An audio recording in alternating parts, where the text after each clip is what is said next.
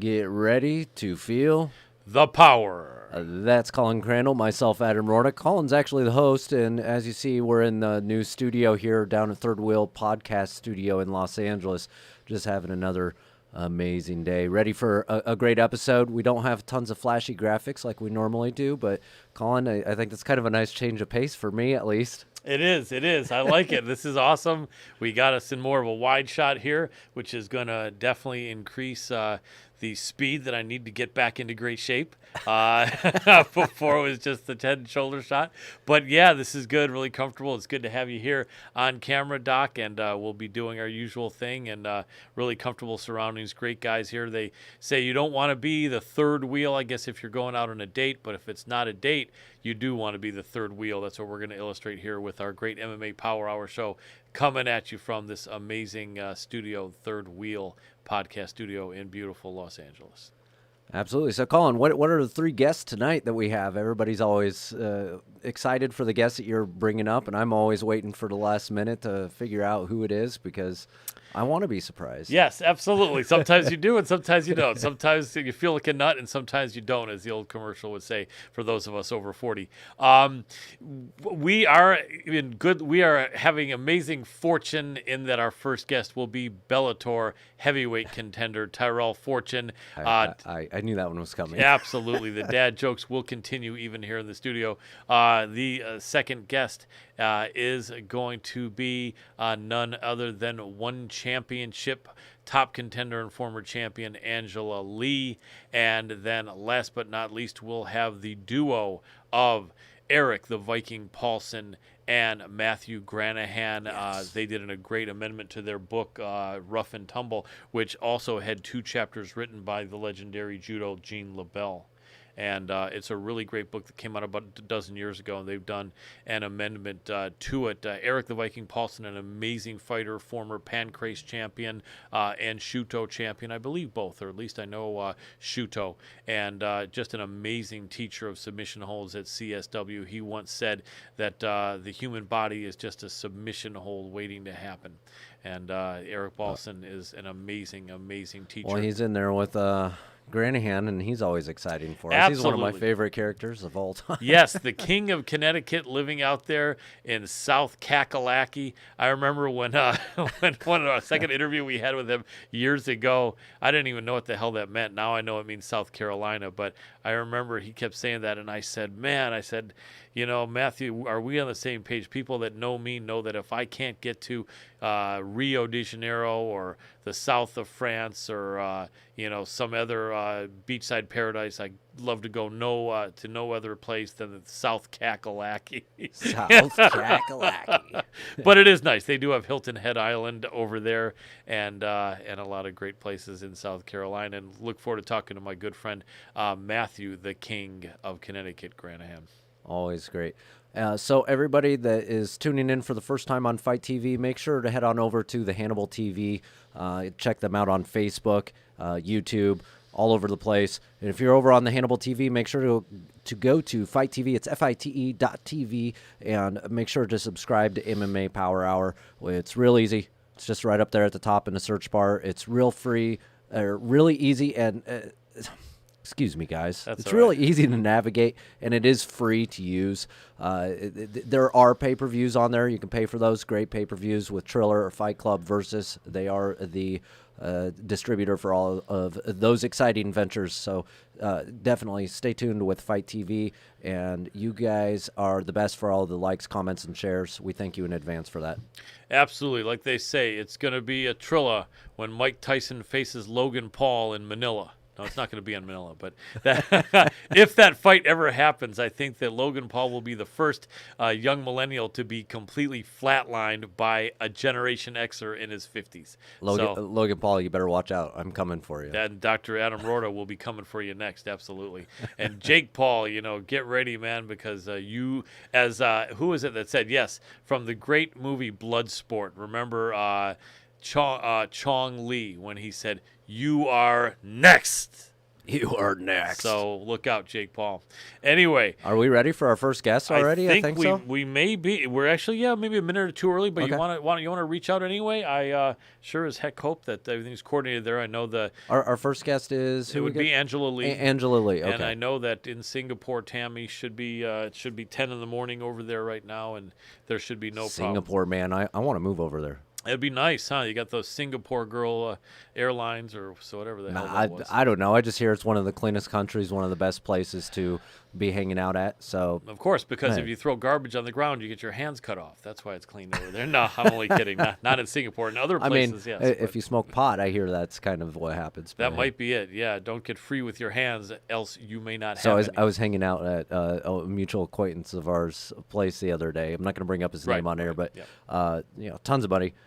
Been arrested in like 3 different countries, and one of them was Singapore, and he was telling me about his experience getting off the bag. Literally had $14 million in marijuana on him. Oh, my gosh. That's like the French Connection from the 70s. I mean, he has that F it money. Yeah, he And so does, yeah. what do you do if you don't? If you have the F it Man. money, you might as well use it. Exactly. That's so much weed that you can't even recreate Cheech and Chong's Up in Smoke, where you have that in your car and you start Right. eating it when the police are pulling you over. Because eating $17 million of marijuana, that would be a record. I wonder what the record is. How many dollars worth of marijuana in flower form can you eat without dying? Would you figure? Maybe. I mean, you're just gonna pass out before you. There we go. That's true. It would Just gonna be. be sitting there. Yeah.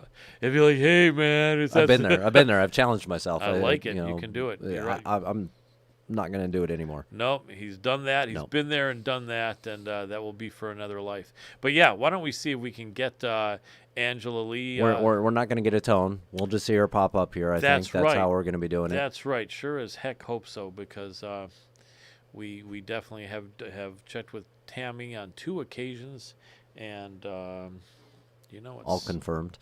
yeah, it all happens. confirmed without a doubt. And just so everybody is aware, this is our first run. We're not actually doing technical rehearsals. We're coming in here. These guys are doing a great job at Third Wheel, so they're trying to keep up with us and take the hints and cues from us.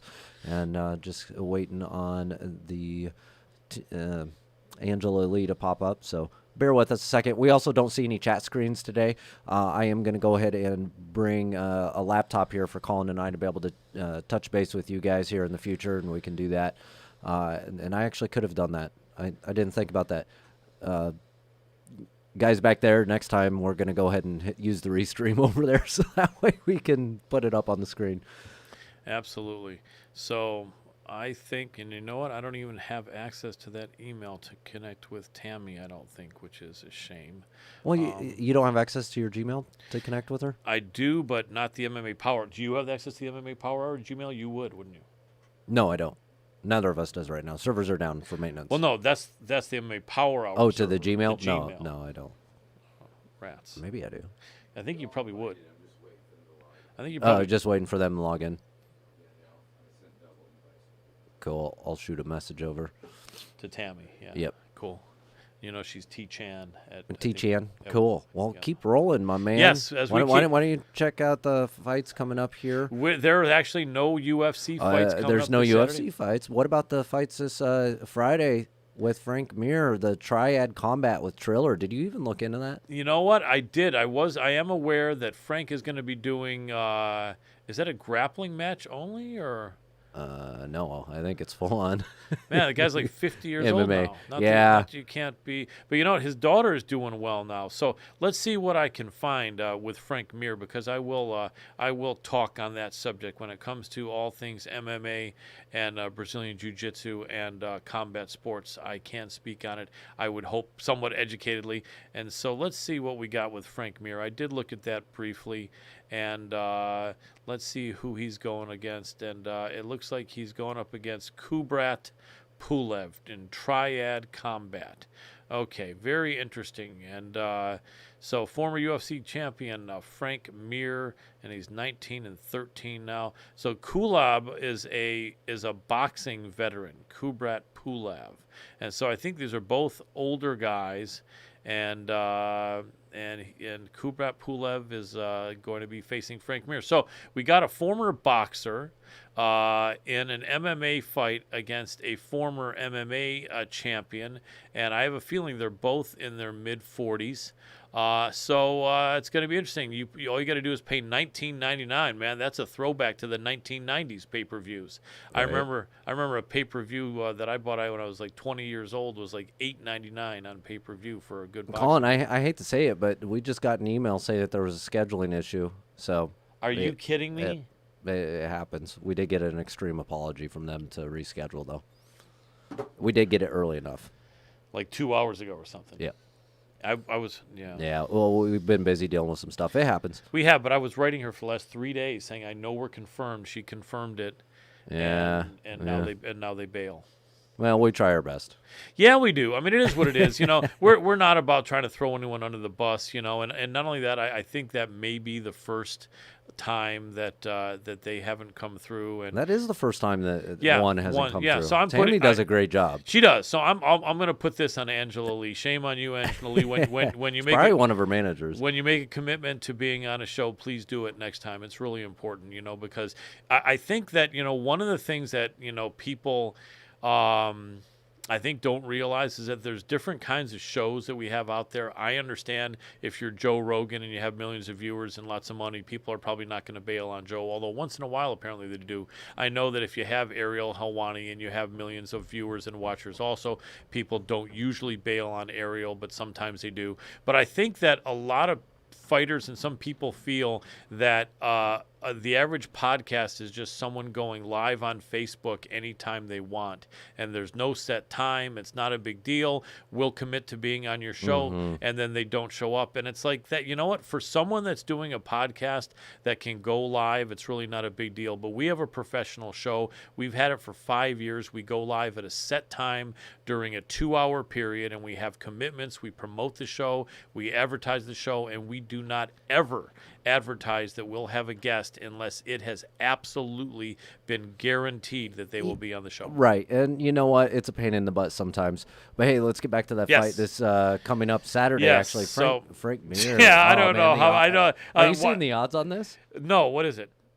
Mir minus 1,000 or something? Plus 650. Plus 650. Okay. Pulev at negative 1,200. Oh, wow. Okay. So then you know what it is. So I say they have it right. Yeah, I mean, Pulev is probably a lot younger. I don't know how old Pulev is, but Frank Mir, or is this if it's an MMA match though? Former UFC heavyweight champion headlines. I don't know how anybody can put odds on this though, because it's in a triangle. Yeah, in a triangle. What the hell? And it's in Globe Life Field in Arlington, Texas, November 27th. Fight for 1999. And also co-main event, you have Matt Mitrione taking on Alexander Flores. Mike Perry scheduled to fight Sakio Bika in a 7-round bout. So it's a bunch of boxers against a bunch of MMA fighters. Here we go. Triad Combat Rules will be a hybrid of MMA and boxing, with the fighters being permitted to attack from the clinch and to throw strikes that would normally be banned in boxing, such as standing hammer fist and spinning back fist. Fighters will also be allowed to stand on their opponent's foot and throw strikes. Bring your foot over here, Adam. See if I stand on it and if you can get away. I throw some punches. Or maybe our crew could you? No, I'm kidding. Triller never disappoints. No, man. they don't. This is going to be a Triller with this rule set. Now, no kicks, knees, or elbows will be permitted, and there will be no ground fighting. That's why the odds are what they are. If there's no ground fighting, and you take Frank Mir, who's a high-level black belt in jiu-jitsu and ground specialist, he did start developing his striking game over the years, but that's why. So you have Frank Mir, a guy who did develop his hands and never became one of the elite strikers in MMA, but was considered kind of a low-key good striker for MMA, but you're putting him against a former high-ranked boxer in a hybrid matchup that allows no ground fighting. So those rules do make sense. They do. Maybe Frank will surprise. No kicks, knees, or elbows will be permitted, as well as no ground fighting. So essentially, we need to get you on that mic awareness here. Yeah, well, yes. Well, this is a new mic. I'm never aware of. I'm going to give you a hard time like I do. I know, right? Normally, hey, Colin. Yes. This is my tip. Tell me. So, swivel it a little bit and turn around to the mic like this. There we go. No. Turn around, swivel around the mic. How's that? Well, but you can look at me. Oh, there we go. There we go. There you go. There you go. Okay, so I'm going to be doing this? Okay. Anyway, so this is the first time with this mic, so my mic awareness is going to be killer. This is the beauty of our show. This is what we do. It It's me is. giving Colin a hard time and him doing dad jokes. That's what it is. That's one of the great 1-2 punches that we have for the MMA Power Hour. Still, wanted to let everyone know that's expecting Angela Lee. She did commit to being here, and then literally last minute, a couple hours before. I mean, that's a real bummer. Well, I'm going to tell you, we are going to get the winner of the Frank Mir Kubrat-Lev fight next week. We've been promised that next week, so we will get that, and we'll see if I can maybe get Matt Mitrione or Mike Perry in. There we go. That would be a kick. I interviewed Mike in person, a tough Detroit guy, and he's a unique dude. That'd be a good score. We'll definitely have some people. Man, Triller never disappoints, though. I mean, there's always. I mean, it's kind of a circus every time, but that's the beauty in it. It really is. I would say their fights are always very trilling. That's why they call it Triller, because it's definitely a thriller when you watch. Oh man, a fight. that was a bad joke. Yes, it was. But we need to have the guys have the old drum roll. So what about the Sergio Pettis fight coming up here on the 3rd? Well, you caught me on that one. Let me see. Let's see that Bellator card. Kyoji. Horiguchi. Yeah. That's a very good fight. Horiguchi is a very good fighter. And at 135, this is Horiguchi will be the bigger man. Even if Pettis is the new champion at that weight, he fought at 125 for quite a while. A good fight. Let's see if we can pull up the next Bellator fight. And it's funny for all you guys watching and for Dr. Adam Roorda here and our crew there. One of the things that you have, and I'm not going to harp on it much longer, but you have a guest planned, and then the flow would be interviewing that guest, and you have that in your head, and then last second you find out they're not showing up, and yet you need to continue with the content while being pissed off. So it's kind of a little bit of a, it's a challenge, you know what I mean? Because I was sitting there saying, Angela Lee, all you got to do is show up, and meanwhile we have to then freestyle here. And but God knows. How many times have we had to You're do right. this? It's happened on a few occasions, and we have. It's so funny. You guys are gonna actually see it now. All these times that we've been in that little dungeon back cave studio of ours. Yep. Colin gets beat red, and I intentionally start playing around with the color on the camera. Just me from looking pissed, yeah. Make it Sharknado style, and you guys can't. You're gonna see Colin's face get beat red. Oh, you should turn my head into a shark head. That's be better than me looking pissed off. I don't know if we can go Sharknado here. We've got 2 high quality stuff going on. That's true. Although remember the idea we had with the filters? Maybe that's something we could eventually. The wombat. Yeah. Have someone turn into a wombat, or all of a sudden like. Someone who's like guess from France or French or Quebec. Let me give a call. Well, actually, I'm speaking with Render here later this week. And I don't know if you know those guys, but what are they going to? A lot of the same people from Endeavor. Okay. They have augmented reality stuff that they do, so I can actually check with them and see if they'd be willing to give us some filters for OBS to throw in. I would like that. That would be pretty cool. I think we're living in an augmented rendered reality, and the OBS they could give us hopefully would equate to no BS. That's something that's really important in my opinion. Let's take a look at this. Bellator exclusive stream. You Next becomes exclusive streaming partner of Bellator MMA in Japan. That I wasn't concerned about that, but let's take a look at what we got here. We have Kyoji, the Typhoon Horiguchi, 29-3, and he is going up against Sergio, the Phenom Pettis. That's going to be an amazing fight. And Horiguchi at one point held that Bellator bantamweight title, and we'll see if he can get it back from Sergio Pettis. Scott Coker is super excited, but when isn't he? That's one of the good things is he is always excited. He's very pleased to be able to deliver the world's famous martial arts competition, blah, blah, blah. Anyway, so it's definitely going to be a good fight. But let me pull up the best fight odds. That's what I wanted to do so then I can speak more educatedly. That's really the only one with true odds. That's it, man. Where is it here? Here we go. December 3rd, main event. Kyoji Horiguchi versus Sergio Pettis. Co-main is going to be a tough fight between Emmanuel Sanchez and Jeremy Kennedy. We also have Jared Scoggins and Josh Hill, Achilles Mota, Mike Hamill. Achilles Mota, man, it's almost like someone says, man, that was some Achilles Mota that we had last night, wasn't it? I think that's how he got his name. His parents smoked a ton of weed, man. His parents are my kind of people. They really are. And then you got my favorite name in the sport of MMA, Colin Huckbody. This guy we got to talk to one day because, with my name being Colin, I thought Huckbody. I should be called the way with the shape I've been in the last year or so. I should be Colin Huckbody. But all respect to you, he's in great shape. Then I would be in amazing shape if I was. What about the fight the next day? I think I'm more like Colin Schmuckbody right now.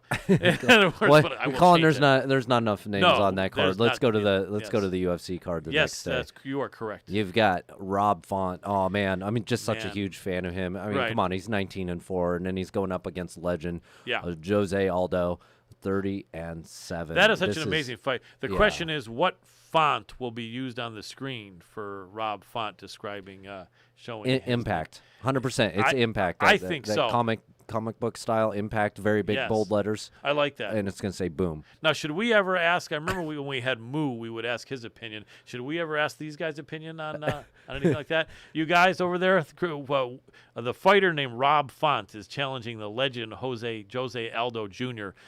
When they show the fighter is wearing with certain colored gloves or trunks, for the man named Font, which font would you guys recommend they use on screen? Common sense. Which one?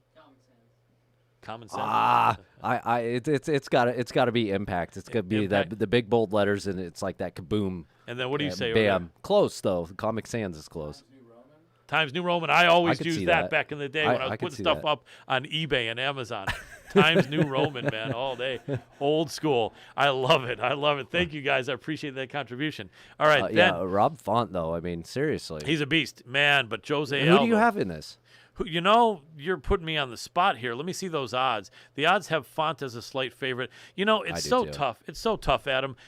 Jose Aldo was a legend, could beat absolutely everybody for about 7 or 8 years straight. Right. Then, and he started when he was like 19, right? So he started early. Now he's like 32 or 33, but an old 32 or 33. So he's found that the best guys he usually isn't beating, but he's coming close. This is going to be kind of, I think, the true challenge because the winner of this fight, I think, probably is right there to get a shot against Peter Yan. I agree, and I think I called it a while back with Rob Font saying that he was going to be going straight to the title, and I actually think that's going to happen here. I think he's going to beat Jose. It's going to be a close one, but it is going to be a banger. It will be because Jose did lose to Yan, but that was really early on in Jose's bantamweight in his journey at bantamweight. He had been at featherweight for many, many years, and but yeah, I think Font too though, but it's not going to be easy, man. Jose Aldo is such a beast and such a veteran. It's going to be. It is going to be an absolute war. I think it's going to be, an absolute war decision. Yeah, I think very possibly so, although they're both going to be busted up. Oh, yeah, that's going to be an understatement. Yeah, as Mr. T said from Rocky 3 when they said, what do you think about your rematch with Rocky Balboa? And what's your prediction? And he said, prediction? And he goes, yes, prediction. And then he says, pain. That's what it's going to be, pain for both of those two gentlemen. That's for sure. Yeah, that's the prediction for the night. That is the prediction, pain, man. Then we have the co-main event, Rafael Fiziev, or Fiziev, depending on how you want to pronounce it, against my boy from New Zealand, Brad Riddell, part of that Israel Adesanya's city kickboxing Has he been team. One of our guests? I think he was. No, I wish. We haven't had anyone from that New Zealand team on our show, but I would love to have Brad Riddell. I've been high on him for a long time. His last few fights, he was like barely a favorite or maybe even a slight dog, and he's won them both. Absolutely a killer, man. The guy is a beast, and I think Fiziev is good, but I think this is Brad Riddell's fight. It's going to be a real tough test, though, for both. Both of them, I don't think, have ever been the co-main event, and we have this. Wow, we have this as a pick'em or Fiziev slightly favored. No, I'm against that, man. I got the New Zealander all day from the continent of Australia. Aussie. Brad Riddell is my pick in that fight. Fiziev is good, but Brad Riddell is like a Terminator in my opinion. Who's your pick in that one? I'm going to go with Riddell on this one as well. Nice. Yep. No qualms with what you just said. Yeah, I mean, Brad Riddell is going to answer. Had to think about it, but no qualms. Right. I was trying to find it, but zero. Right. No, totally. He's going to answer the Riddell of who is the better fighter that night. And the answer will be Brad Riddell.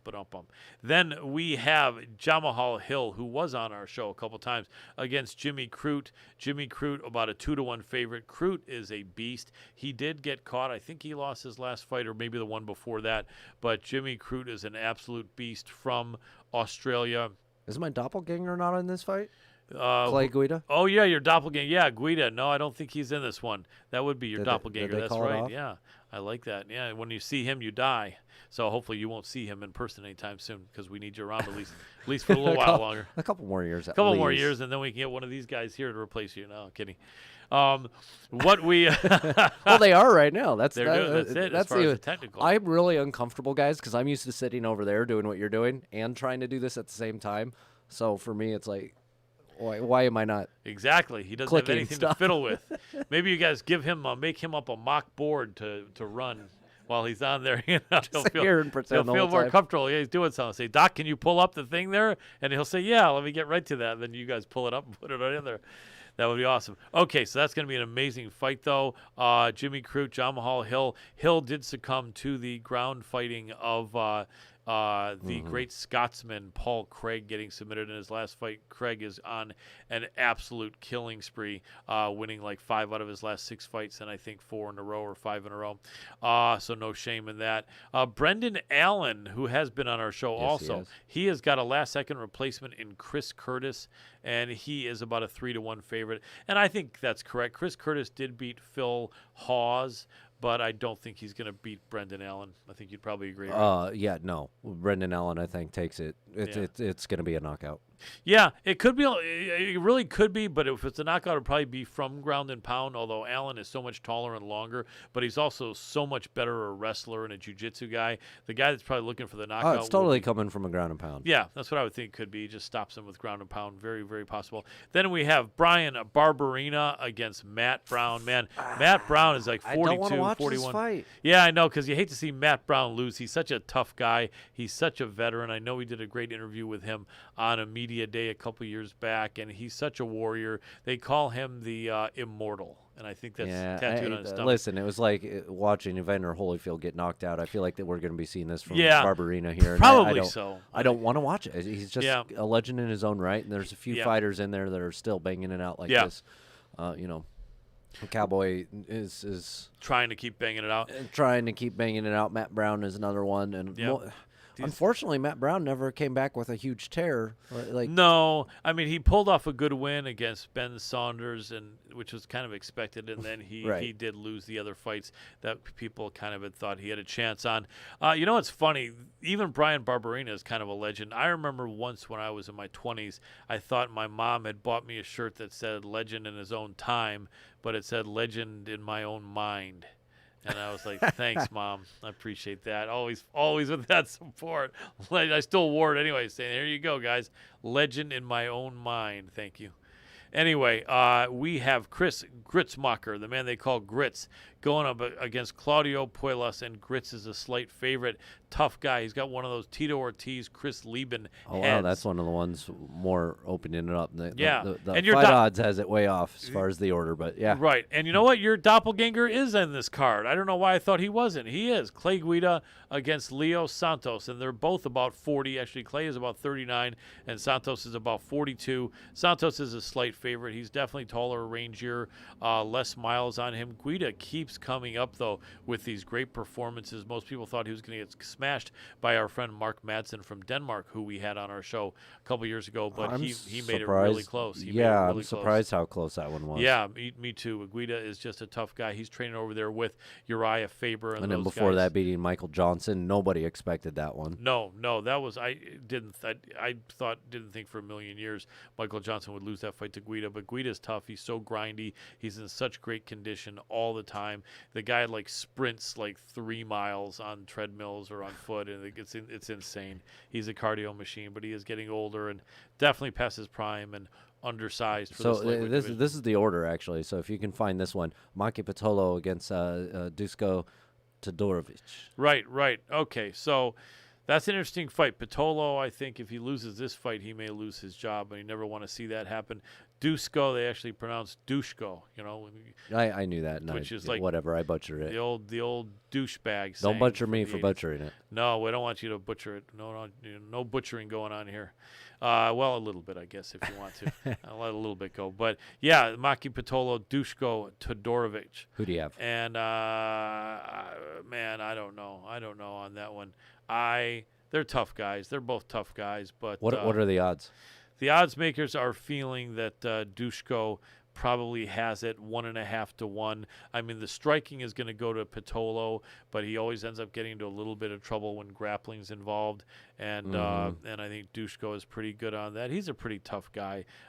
Probably Dushko wins it, although I love the Hawaiian fighters. They fight with so much heart. Really? So I'm cheering for Maki Patolo. And then we have William Knight and Alonzo Menefield. I can't remember if that's a fight that happened or was supposed to happen. Supposed to. It was supposed to. That's right. And it got canceled, I think, 2 or 3 times. Finally happening. That's going to be a lot of fun. A couple of tanks at 205 pounds. And in that fight, Menefield, a slight favorite. Look at this photo of Alonzo Menefield. Just look at he's a beast. He's a monster. He just looks like a brick wall. He does. He's an incredibly strong guy. Insane. 6 feet, about 5'11", maybe 6 feet even. Fights at 205, cuts down from like 230, and is just a tank. You know who was also on the card? Our friend who's been on the show about 3 times or 4 times, Alex Morono. He's on a streak, and he gets Mickey Gall, the man that was the first guy to sidetrack Sage Northcutt. I always would sometimes confuse him with the guy that also beat CM Punk, but I don't think he... You know what? I think maybe he did as well. I think Mickey Gall might have beaten Punk as well as Sage Northcutt. Maybe I'm wrong. But anyway, Mickey Gall is a tough guy. He came up with a good win that kind of surprised a lot of people in his last fight, and he is not expected to do anything against our guy, the great white Alex Morono, and I think that is correct. I think Alex is going to beat the break off of him. Yeah. 2 to 1. I think Alex Morono is absolutely the pick there. He lost to Mike Perry, who's fighting this week. And Alex Morono would have smashed Mike Perry got released by the UFC for a reason. Yep. And it's because he wasn't able to really perform. And that's what his girlfriend said. No, that wasn't Mike actually said. talks all the time, and it says his girlfriend says the opposite. So I don't know. Yeah, Mike Perry, don't watch this show, please. I'm from Detroit. I love you. You might don't be kill missing me. some teeth here. Don't kill me. I want my teeth. I need them. And then we have. Wait a second. Now, Brendan Allen was supposed to fight Roman Dolidze, and so that fight's off, we know, and so that's why Brendan Allen is fighting Chris Curtis. Cheyenne Bays back in action against Mallory Martin. You guys know which famous classic 1980s comedy had a character named Mallory? Can any of you think of it? Nope. Which classic comedy in the 80s had it? No idea. You're all millennials, that's why. It was the famous show with Michael J. Fox, Family Ties. Oh, his sister, Justine Bateman, played Mallory. That was the last time. She was cute too. Remember the weirdest shit. I know. Nowadays she looks like the bottom of my shoe. All respect to Justine Bateman, but God bless her. But anyway, that's the last time anyone ever heard of any girl named Mallory, isn't it? I mean, which girls Not are ever. named Mallory? I know a few. You do? Yeah, they're all my age. There we go. They're probably the last ones named Mallory. They are. Have you guys over there ever run into any girls named Mallory? No. See, you have a better chance of running into a mallard duck than a girl named Mallory, I think.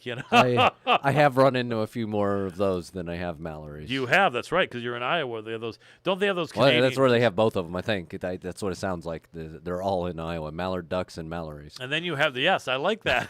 That was awesome. You got one of me. And then you have those Canadian geese. I heard those guys are mean. Yeah, and then they'll come after you. Yeah, they'll hiss. They'll run at you hissing. You ever seen like those TikToks or whatever, where the goose is chasing a little kid and he looks mad, But anyway, Mallory Martin against Cheyenne Bays. They both need a win here. That might be a loser go home fight. I don't know. Maybe not. They're both tough girls, but I think Bays needs it. She's had a couple losses, and Mallory has had a few more wins. But both tough girls. All respect to both of them. Philippe Lins is taking on Azamat Mirzakhanov at heavyweight.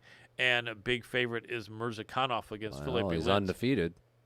Yes, he is. He is undefeated, and he is.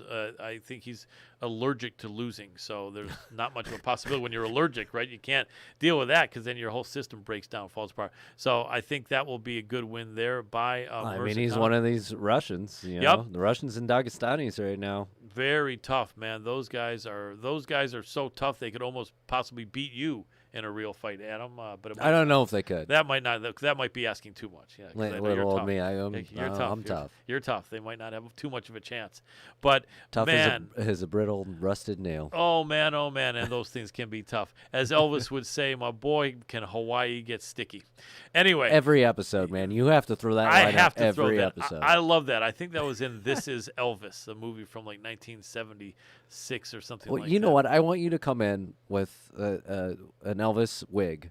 With the sideburns and all. I want to see that one of these days. I might have to do that. I mean, the one thing is that I'm a huge fan of Elvis, and I think if you're really going to be an Elvis impersonator and you got it down, then that's a compliment. But if you come in there looking like a jackass, that would be an insult, and I wouldn't want to insult Elvis. I love Elvis. I'm from a generation doesn't give two F's about That's it. That's right. So. Generation X, we loved Elvis. He died when we were very young, but and some of Generation X's, I think, were not even born. No, Elvis walked on water for you guys. Man, oh man, Elvis was God, you know. Anyway, so you that's right, baby. So we have what do we have next here? So Vince Morales is going up against The Last Samurai, who was also on our show. Louis Smolka. Smolka is a slight favorite. Yeah, Smolka's got this one. And I don't know how he's a slight favorite. I don't know. What do you think? You think Smolka is going to smoke him? Yes, I do. I think so, too. Absolutely. So Smolka coming out of that great team, Colin Oyama. You know when you have the name Colin that you're going to be 17-7 going up against Vince Morales, who's 10-5. It's going to be pretty close, but Smolka's a beast. I think so. Now, remember the rocker Vince Neil? What group was he in? Do you remember? Do you guys remember Vince Neil, the rocker? Was he in Motley Crue or something? No. Let's find out. Was he Motley Crue? No, maybe he wasn't. Let's see. Let's see if we can find out what group Vince Neil was in, the rock and roll legend. Now we're playing a quiz session here. This is it. This is a new segment on the MMA Power Hour, the rock and roll. This is what happens when we drop guests. It does happen, guys. So you guys have to get used to this occasionally. Exactly. So let me see. Vince Still have Neil, fun. Vince, this is definitely fun. I can tell these guys love this. This is Vince Neil they're peeing themselves with excitement over there. I can tell. They are loving Hold this. themselves back. He was Motley Crue. I was right. Okay, Vince there we go. Neil from Motley Crue. You know, so Izzy Presley is going to slap me in the face. I know he's for watching. not knowing. Well, Vince Neil is 60 years old. He's probably watching with Vince Neil, actually. I think you're probably right. Well, I think if Vince is 60, I think he might be in both of our wheelhouses to set up a boxing match against. I think we might be favored against Vince Neil. What do you think? I mean, that's like me against Chuck Liddell. Of course, I'm going to be the favorite. So that's true. I think you'd be the favorite. I think let's make Vince Neil. We got to do it. He's and I think we could do what we could do is we could have Motley Crue perform with him before the main event, and in the main event, Vince Neil will be fighting me in a modified MMA fight. There we go. And man, oh man, I'm excited about that. Vince, I'm going to reach out to you and see if we can make that happen. Well, they let Holyfield fight, so they'll probably let Vince fight. They did, and his ex-wife is pretty cute there. But what can you say? Man, oh man, can Hawaii get sticky on that one? Man, yeah. So twice in one show. Hot time in Georgia, rainy night in Florida. Anyway, next thing you know, blue suede. That's it, man. They say it was no big romance. Anyway, next question, baby. We're gonna get flown to Memphis now. We are. We're gonna be brought in there so I can finally marry Elvis's granddaughter. That would be awesome. But she's only about 27 or 8. That might be too old for me. What do you think? I should go about 22, 23. Which granddaughter? I don't know. She's a cute girl that she never met Elvis, but I don't know. But then again, I wouldn't want to do that, or would I? Elvis, can you send me some vibes? Do I want to? Let's talk to Izzy. He said I should. It's Izzy Presley. It could be. You're right. Well, he said I should marry Lisa Marie because she's more of my age. Okay. But I don't. We always want to. When I'm so rich and we famous, need to get Izzy in here sometime. Izzy would be a blast to have in here. I agree. With us. Yeah. But what if we got to insist he has a crew cut before he comes in here? No, he's not going to do that. He might wear his mankini though. Oh my goodness, man! Oh man, Izzy Presley and the Mankini. All of you on Fight TV checking this out. If you guys look up Izzy Presley, Yep.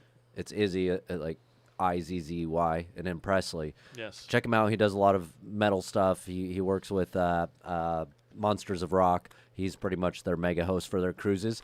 But you do not want to see the photo, but you want to see the photo of him in a mankini. It's one of the most hilarious things, and he sports it. Nice. Like he just owns it. Well, women love to see Izzy Presley in a mankini. That we know. That's what I heard. And right, so we'd have to make sure though that women all around the world were. In fact, that could be one of the highest rated shows we do.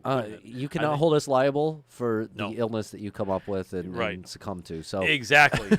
if it overwhelms you to see Izzy Presley in his mankini, then make sure to hide your eyes. But we may have to do that. But anyway, of course, a disclaimer: any sort of ripping on anyone. we're getting pretty close to our We are. next guest. We are. Well, yeah, we are. We actually are. Actually, yeah. That's it. I was going to say, anyone that I have offended by goofing around here, please don't take it personally. I have all respect Next for one's all Tyrell, personal right? fighters. Yeah, for all you Tyrell professional Fortune. fighters. Yes. As I have all respect for all you professional fighters, and I'm just trying to joke around and make things fun, and love to have anyone on the show that I mentioned. If you hear your name, please raise your hand and say here. Anyway, look forward to talking to you. All respect to everyone out there. So I guess whenever we can, hopefully we will see our next guest show up. And meanwhile, I think that Angela Lee is going to hopefully be here next week, and we can make things happen. But her, if we get her and Frank Mir, because Frank Mir surprisingly wins, that would be pretty that would be cool. Yeah. And then we could actually have both of them do a grappling demonstration here in Los Angeles in the studio. Well, wait a second. No, she's about 120 pounds, and he's about 280 pounds. That might not. Do you remember when Frank Mir went over? I was just gonna Yeah, say, that might be. I'll tell you what, little girl. you know what though? In a lot of these top MMA schools, it doesn't happen often. I'm kind of bummed I didn't bring my little Frank Mir figurine. Bobblehead. Yeah, we have that, and then we have the one I brought, the Kimbo Slice, and we got all that. I was going to bring him, but I wanted to check the studio out. Right, you're gonna see the lay Actually, of the this land here. minimalist look, I'm seeing it over there on the screen. It looks real great. It does. It really looks good. Now, next time I'm going to show up and be in better shape. That's the important thing here now. But we definitely want to make sure that our guy Tyrell Fortune is going to jump on soon, and hopefully that we will see there. But anyway, I appreciate all you guys being here, and hopefully it doesn't look like I'm slouching here. It's a comfortable chair. I got to figure out. I'll take a look and see. Shoot him a message, see if he's hopping in here. Make sure you got the link. Okay. All right, let me do that. I'll do my. Sometimes emails disappear. That's it. I'll do my famous dictation here. All right. Oh, you're gonna do your famous dictation? Yep. Let's do it. Hey Terrell, just wanted to make sure you're ready to jump on the Zoom link we sent you. We're looking forward to talking to you here. Okay, and so when I dictated it, it comes out, "Hey Tara." Speaking of Tara, did you know Tara LaRosa was called out for a grappling match and she accepted? So we may have to bring her back on for the first time in a while. Oh, that'll be exciting. Yeah, let's do it. Yeah, why not? Why not? Because I think she was battling. Let's get her on next week. Yes. Okay, I'll call her. You sitting here holding up your phone the whole. Yeah, we can't. Oh, there we go. Oh, let me see. I'm looking over there. Yeah. Okay, let's see. Because, we've never had a situation where we've had two guests in a row not show up on an episode. Also, for the guys here to the left to know, we don't have people not show up very often. But it does happen occasionally, even with the biggest shows out there. But still, it doesn't happen very often. But we've never had guest number one not show up and guest number two not show up. Things don't go that way with us. So hopefully Tyrell Fortune should be logging on any second into the Zoom link. Because We'll see. We'll see. Because otherwise I will have we're to. so used to dancing to Skype music right now, too, guys. That's right. Yeah, we don't have the Skype. Now we got rid of our Skype dance. Yeah, we can't do ding, ding, ding, ding, ding, ding, ding, ding, ding, ding, ding. Oomph, Yep, the old Skype dance. But yeah, man, oh man, I'll tell you, Dr. Adam Roorda, it is so good to have you here in studio, sitting there, and it's like This is a lot different. It It's a is. lot different. It's a different feel. Who are the guys? Who are the famous co-hosts of the big shows nowadays? I don't even remember. I never watched those shows. But who does Jimmy Fallon have? Who's that fat guy? Andy Richter. Andy Richter, is that it? And then who else? Who do the other guys have? Is anyone well known as Andy, or is he the only co-host? That I'm sure they're well known. Not to me, because I don't pay attention. I don't watch that stuff. I don't have time anymore. And mostly that's because of Lith Token. And by the way, everybody, this show is brought to you by Lith Token. It's helping get us here into this studio. Make sure to go on over to lithtoken.io. Check it out. It's LITHTOKEN.io. lithtoken.io. That's right. And if you buy that Lith token, you won't end up having to say I owe this and that. Oh, hopefully not. I'm not going to make any claims here, but yeah. That's it. It's all about sustainability, ethics, and business. Check it out. I really urge you to, just because there's so many amazing things going on with it. I'm actually the blockchain architect. Not only am I into MMA media, but I'm also into cryptocurrency. Yes, he is. Whereas I kind of fancy myself more of the blockhead architect.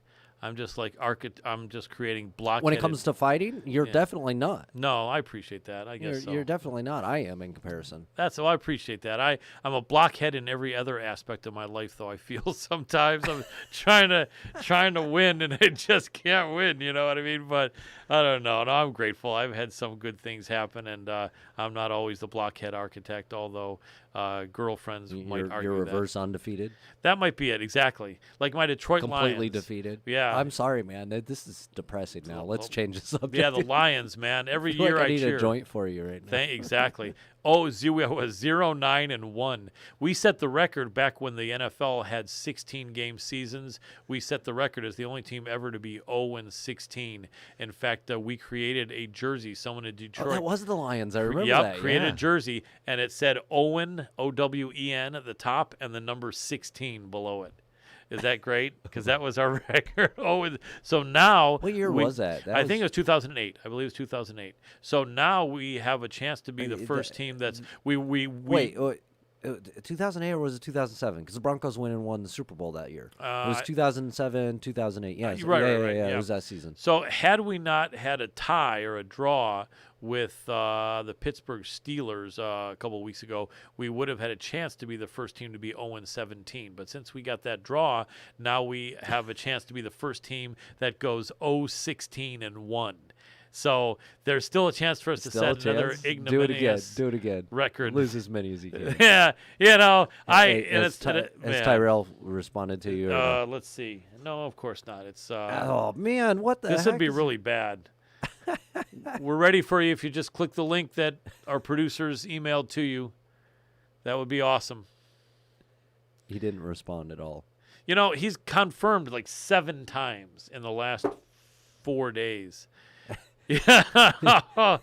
Man, oh man. I mean, can I channel Elvis? Can someone help me do something here? You've been channeling him all night. I have been. Elvis, can you help me get to talk to Tyrell Fortune and direct him over there to the link on the Zoom?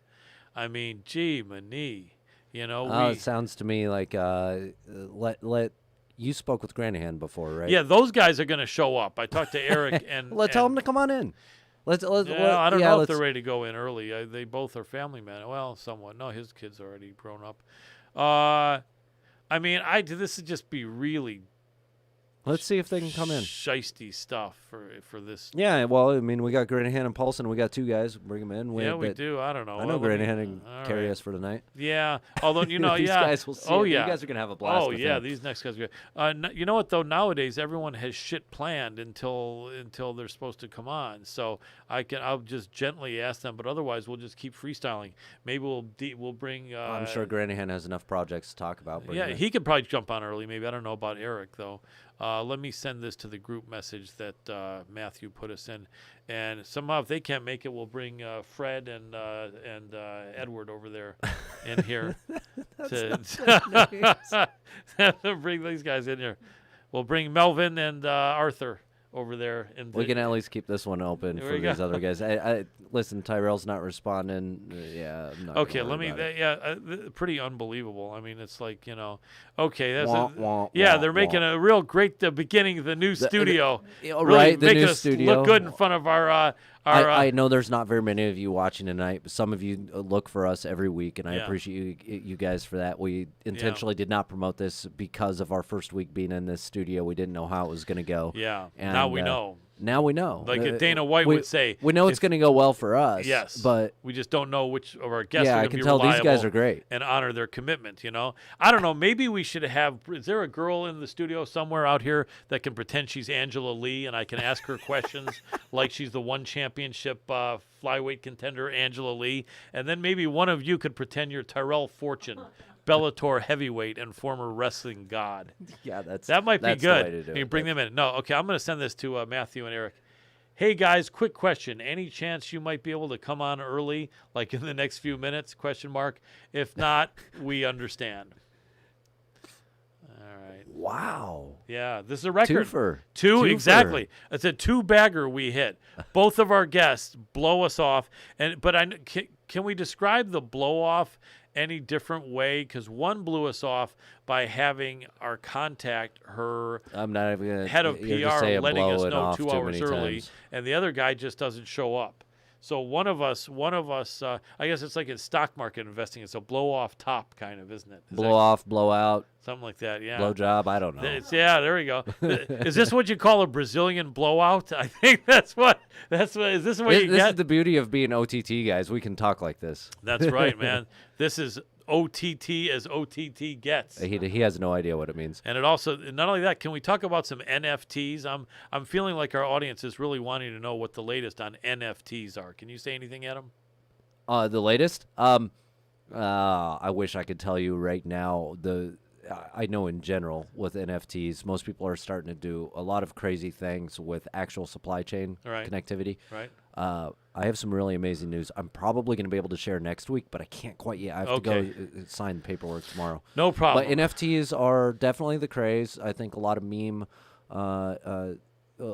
coins are kind of pushing that whole craze, but it's moving more towards the actual anime coins right now. Right. Nice. So look for the anime tokens out there because they have a lot of cool artwork that's anime related for NFTs. Okay, I like that. Well, I know we got Hugo and Howard over here on the left running things. And Joe and Fred. Joe and Fred, that's true. Well, it's like, I don't know. I think sometimes it's hard to tell. We need to get to know these guys a little bit. These are good guys here. I'm not ripping on them. They don't deserve to be Joe and Fred. No, they deserve to have names. Unless you guys are Joe and Fred.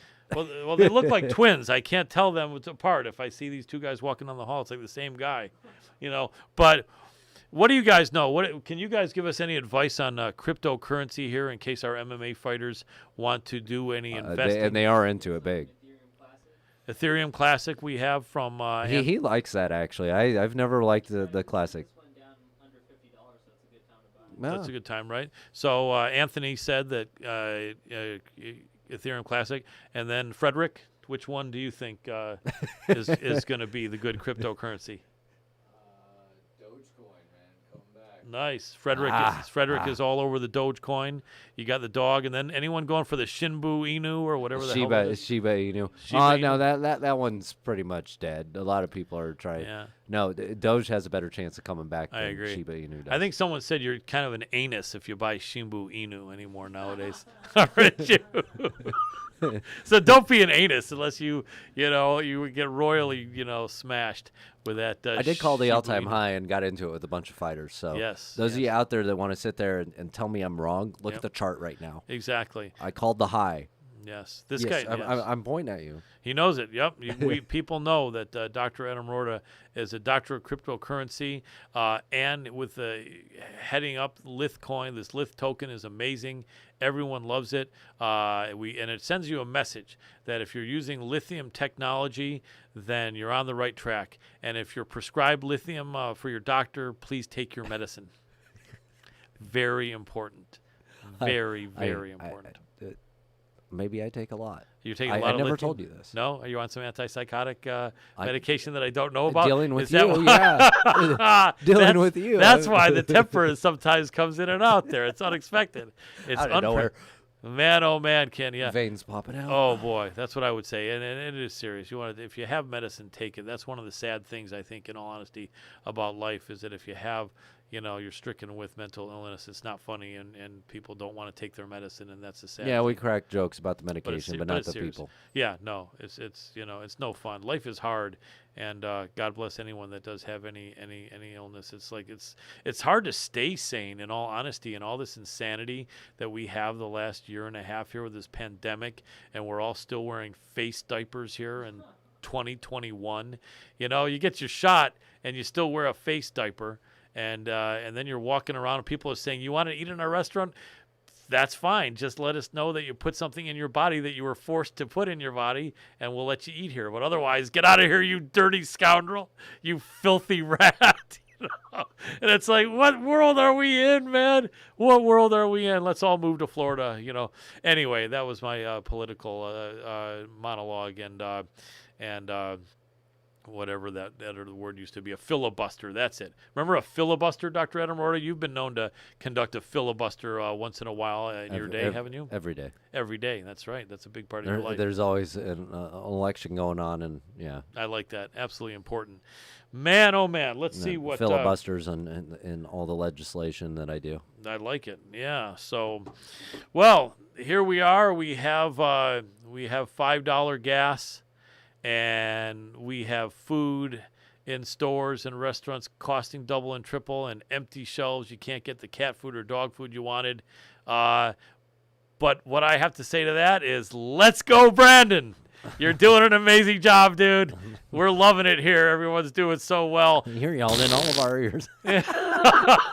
You're so excited about that. Hey, yes. So let's get back to some MMA here. Yes. Jorge Masvidal and everything going on there with the broken ribs, having to pull out from 269, 269. Well, so how I read that is the couple was 69ing and someone had to pull out. Is that what you're conveying to me? No. No? That's not what that was? Colby's talking about Jorge Masvidal pulling out of UFC 269 due to broken ribs. Yes, there was supposed to be Masvidal and Leon Edwards. That's off. Yeah, that's actually been shown to be the case. That's unfortunate because that's a fight. Well, remember how that fight started, Dr. Adam Roorda? Is it because of broken ribs? No. How they pulled out? No, I think maybe it was. It was. But remember why those two fighters have animosity with each other. We go back about 3 years. To Jorge Masvidal had gone over to England and starched Darren Till, and I think Till's last welterweight fight, right? And he's being interviewed by Megan O'Leary backstage. And then all of a sudden she says something, and instead of him paying attention to her, his eyes kind of wander like this. And then he says, yeah, we could do it. And then they're like, what? And then what happened was Leon Edwards had walked by him during his interview and said something like, why don't you fight someone for real, that can fight? And so he kind of got distracted. And then he walked off of the interview with Megan O'Leary to further confront Leon Edwards. And Leon Edwards was there with his brother, Fabian Edwards, a good Bellator fighter, and the other guys from England. And he made the mistake of walking close to Jorge. Jorge had his hands behind his back, which I guess when someone's a real tough, truly tough guy from the streets, as Jorge is, that's how you show that you're not going to throw punches if you have your hands behind your back. And I guess Leon Edwards guys didn't really know that in England. So Edwards walked up to Jorge with his hands straight up like that, and Jorge hit him with 1-2 in the soda. He went bap, bap. Right, yeah. Cracked him twice. How many years ago was that? That was about 2 to 3, I think 2.5, 3 years ago, right? A little bit before the pandemic. Yep, he gave him the 1-2 and the at least soda. a year no, after the we 2-piece. started. Yeah. That was it. The 2-piece and the soda. 2-piece and a soda. Yep. And he bloodied up his face. And Leon's been wanting to get a Jorge. You know what's more interesting, though? Huh. The Jorge Masvidal and Colby Covington beef that's going on. Yes, because they used to both train over there at they were like Top best Team. buddies. They were good buddies over there at ATT. Yeah. Do you know what happened there? No, I think they were good buddies, and then they no longer were. I heard it had something to do with a girl. Not even joking.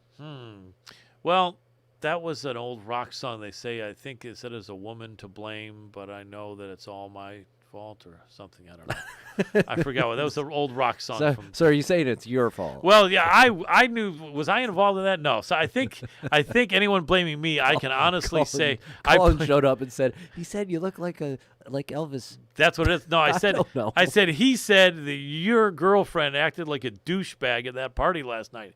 And then he said he is. Well, tell him what I think. And I said, all right, well, he thinks your girlfriend is a douchebag. And then, it got really bad from there. No, I wasn't in the middle of that. I had nothing to do. I plead innocent of all charges, as someone famous once said.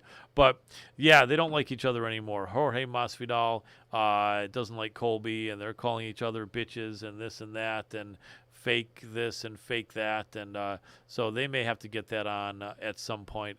I don't know, but I do know that Masvidal is still doing some good training over there, I think, with Dustin Poirier. So since we still have time and our guys are probably not going to come on until they're ready, we're freestyling like an MFer here. So, Doctor. 100%. Those of you on the Hannibal TV, make sure to go on over to Fight TV. This is a perfect time for you to get familiar with us over there. It's FITE.tv, MMA Power Hour in the search bar.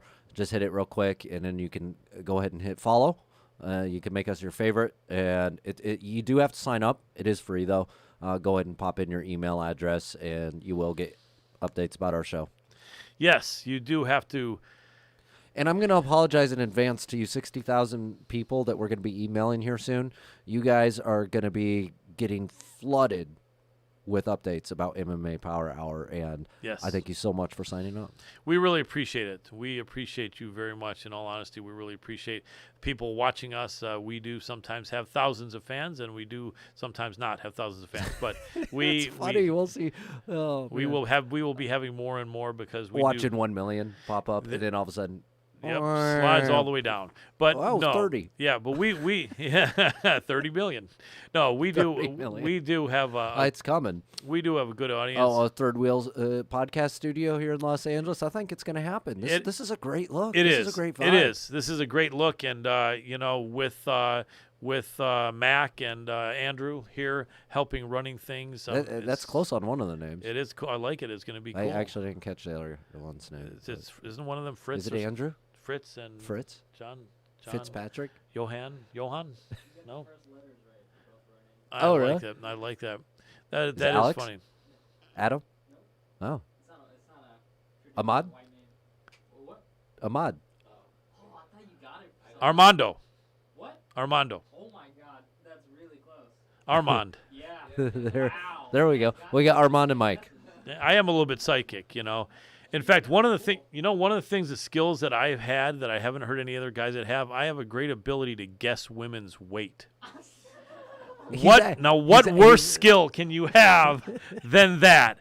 I mean, right? In what situation is that going to work out well for you? Right? If I'm still waiting for a time when I can somehow make some money or not get hit in the mouth guessing women's weight because I can guess it. I can look at a girl and say 133 pounds. And like, what the hell? How did you know? Wait a second. I don't look like that. I'm that fat. I'm like, no, of course not. So then I realized, but if I guess under, I might know their weight, but I will guess under. But then they'll say, you're wrong. So I don't know what to do. I'll try to make some money on that at some point. But, Oh, Lord, have mercy. So I would not advise going to try and make money on that. No, I mean, I guess if you're in the circus, but doesn't it seem like if they had theme parks, they have the guess your weight thing. But then women will never go. It's always us guys that are going, pretty much, isn't it?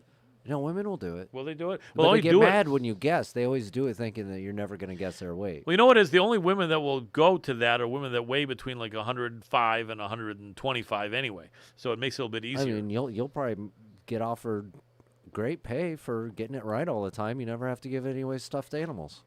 That's true. Or drugs. That's true. Or are there any circus jobs? 2021. Armand and Felix over there, are you guys able to get me a job in the circus if I needed it? No, Armand has lost his contacts there. He had some contacts over in the south of France. So everybody that's south of France or not south of France, thank you for tuning in. Literally, do us a huge favor. Head over to our social media. It's just at MMA Power Hour, all social media platforms. Go ahead and give us a like, comment, follow. You guys are the best. I know you're hanging with us tonight a little more than normal, just hanging out, but it is Yeah. what it is. We had 2 guests kind of flop on us, so. Yes, we did. They did the old belly flop, and they left me to look like a deer in the headlights. But a little bit I did. I but mean, we're pretty good at this. we are pretty good. We kind of have it down. We don't end up looking pretty like It's less MMA than normal. but- It's true. We put in a whole bunch of freestyle here because we don't want to look like a deer in the headlights. I'm going to tell you this. I'm old. I've been through hell. I've been through hell and back about 10 times, and I'm still partially. it. I still have one foot there. I still have a foot in the quicksand and the other one in the grave, and I'm trying to not fall down into both. But You look it. Thank you. Yeah, I appreciate that. Yes, I am still. Okay, and you look great. I know. You I look appreciate great. it, but I don't ever have to look like a deer in the headlights. I guess at least not if I don't want to. Although sometimes I want to. What do they say? What if I want to look like a deer in the headlights? Then you can do that. But it is interesting when the guests don't show up, and I think that. I'm a little bit dehydrated. I'm wearing a jacket and it's warmer. You know, what do the Blues Brothers say? That famous line. You don't have stuff hooked to you other than your I don't. headset. You can take your jacket off. I could, but I can't take my headset off. What if my ears are burning? What if my ears are feeling crunched? Like do these earphones? You don't need to wear your headphones. You can take them off. It's just you and me. Seriously? Until we do the Oh, really? Yeah. Oh, okay. You'll be. I mean, it's just you and me. We're You mean sitting until here. we get Matthew in them. Yeah. Oh, good. Because look at how red my ears are. This is what happens when you put headphones on and you're Nobody can hear you now 40. because you're not talking into the mic. But Oh, there we go. This is what that happens. part you need to worry about. This is what happens when you put headphones on and you're way over 40, and your ears start getting redder. We're than doing like this without tomatoes. pot. Wow. I know, man. Isn't that like the new thing to do? Sit around in a room and have a little show. That's true. This is smoke supposed to be like pot? the hot box, right? Like Mike Tyson's. What is it? Mike Tyson's. He's not the only one doing it. Like everybody's doing it now. Well, could I we? think he started it, and he's like the OG of it. But We might have to do and that. then Joe Rogan, I guess. That's it. Well, how about the schmo? Is he taking some? I doubt it. No, he's on that. So But yeah, okay, hot there we boxing, go. Mike Tyson, and Mike Henry, Tyson's Henry hot boxing. Cejudo. Well, we could call this Armand's hot boxing. That would be awesome. MMA Power Hour and Armand's hot boxing brings you today's episode of Feel the Power with the MMA Power Hour. You know, speaking of mixed martial arts and marijuana, Yes. I had some of the Diaz brothers' cannabis the other day. You did? How is it? Oh, it's amazing. It's amazing. Lifted me up. I felt dumb as a box of rocks. Nice. And There we go. I got absolutely nothing done, and that's Well, what it was supposed to do. That's what it's supposed to do. Exactly. Well, that day it was supposed to. That's so, what your needed effect That's is. what I wanted. Who is so Nate and Nick have their own brand, right? Is it Yep. Scrap Pack brand? I don't even remember. I just know it Some it good came stuff. from their guy, actually. Nice, man. Well, we love From the their Diaz grower, brothers. and he brought it to me. They have been promoting weed for almost as long as Cheech and Chong. You know, so Speaking of which, you have Tommy Chong products down there in Oklahoma. For those of you who are tuning in from Oklahoma, Yep. go to all the dispensaries, ask for the vape pens and gummies. It's a limited run, limited supply. There's only a few left, and that does help the show out. So, yes. Are you glad I mentioned that? yeah. Now, when you're done watching your bug zapper, zap all those bugs in Oklahoma, then go to get some Tommy Chong stuff, because we don't want the bug zapper to not be installed, because to try to, as far as I've heard, to try to put up a bug zapper when you're stoned out of your mind, it's tough, isn't it, Adam? Am I wrong about that? Or? I don't put up bug zappers, so No. I get stoned out of my mind, but I don't know about the bug zapper part. Yeah, I don't know. Armand, do you have any thoughts on that? If you're stoned out of your mind, is it difficult to put up a bug zapper if you're living in Oklahoma? Kind of? Yeah. I would think so. Yeah. And then Felix, do you agree on that? Most definitely. Yep. All right. I appreciate that. Felix and Armand. I have no idea about the bug zapper part. Well, you know, they say, because in Oklahoma, they love to sit around their backyard with a bug zapper. And Man, I've spent plenty of time there, and I don't know a single person with a bug zapper. yeah, because they don't necessarily want visitors to see it. It's a secret Okay. of Oklahoma. Okay. Wah. There we go. Believe me, no. I'm from Michigan originally, and we need those bug zappers. Oh, I was just gonna say Upper Midwest. That's a different story. Bug zappers everywhere. Yeah, they are, because it's terrible, man. You know what my girl told me? She said there used to be something like fly paper that people would put up Did you ever see anything like that? I still do that. They do really? Yeah. And it's like sticky sheet. That Man, we are missing all that MMA goodness tonight. Yeah, we are. Well, the one thing is there's no event this Saturday, and we did kind of jump ahead to the following week because we're gonna talk about that with our. I mean, this guest Triad Combat. Come on, are Man, you gonna tune in? Well, 1999. I guess you can't help but not. That's right in my wheelhouse. That's Actually, the only thing right in my wheelhouse would be free or $9.99, but 1999 could work. Well, what the hell is this? So this is. We'll get you in there to watch it. Don't worry Yeah. about that. But look at this. One of our old correspondents has a picture with his relatives and 1970s tennis star Bjorn Borg on the wall behind them.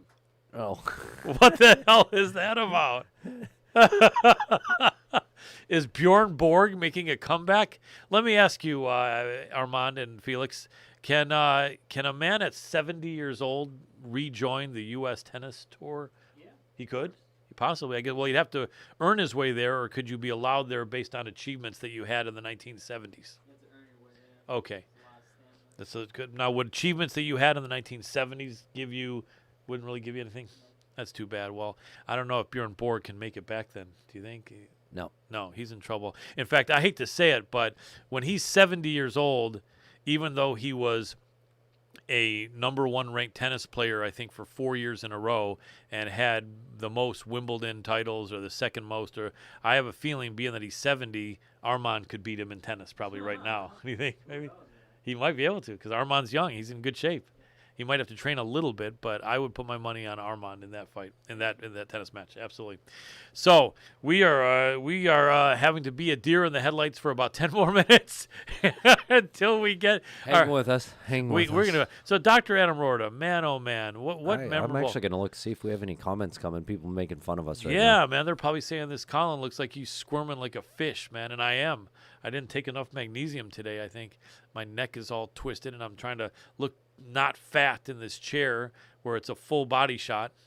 I think I'm in the worst shape of all 4 guys in this room right now. That sucks, but then I'm the oldest also of all 4 guys in this room.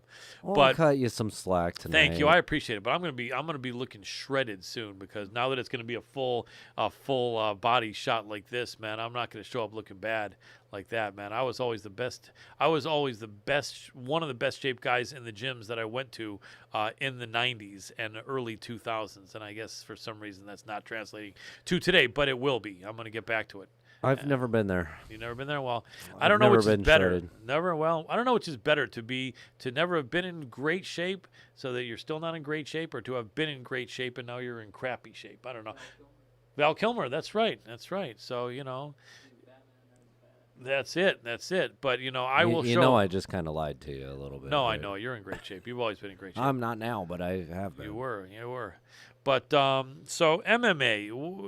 Let me ask you, Armand, which MMA fighters are notable in your mind? I know you may not. We be the actually have biggest people fan. watching us right now. Do That's we so really? cool. Yeah. Awesome. You guys are the best. Thank you, guys. I really appreciate you watching. So we're gonna ask Armand and Felix. Which guys do you like? Which MMA fighters do you guys come to your mind when you're thinking MMA champions, even if it's in the past? Khabib. Okay. And George St. Pierre. And, that is a fight that people are still wanting to happen. But let me ask your guys' opinion. Khabib is only about 33 years old now. He's been retired, I think, for a year and a half, so pretty recently. George St. Pierre is 40 now. He did have a fight about 3 years ago. And the difference is the only thing in George's favor was he's a little bit of a bigger man. He's about 1.5 inches taller than Khabib, and he fought most of his career at 170, but also fought one fight at 185. Khabib has been fighting his whole career at 155. Who? Silva. GSP and Silva, they're going to finally make that match? I think they are. Well, I feel like, hey, our guys here at Triller, if anybody can make it happen for a circus, they could. We. But would it be an MMA fight or would it be a boxing? I don't think GSP wants to be in a boxing ring with Silva. Well, I don't know. Maybe they'll do a triad thing in a triangle. Probably. That would actually make sense. I guess it would, although let's break this triangle thing down. If there's no knees, no kneeing, and no kicking, and there's no ground fighting, then essentially it's kind of like a similar rule set to BKFC, it looks like, right? Similar. Yeah. And so it looks like it's just maybe allowing MMA gloves, though. Okay, MMA gloves, and I think BKFC is not allowing what they call dirty boxing. They're now not allowing you to clinch and punch, with one hand and hold someone around the neck and like that and tie head plumb them. This one may allow that. I don't know. You're allowed to hold around the neck in the BKFC. Are you? Yeah. Okay, so maybe this is similar to BKFC rules. I don't know. It's definitely interesting, but Frank Mir, I don't know. I mean, like they said in Eddie Murphy's movies, I think it was Beverly Hills Cop or something, right? It's hard for people to leave the crowded light. You know what I mean?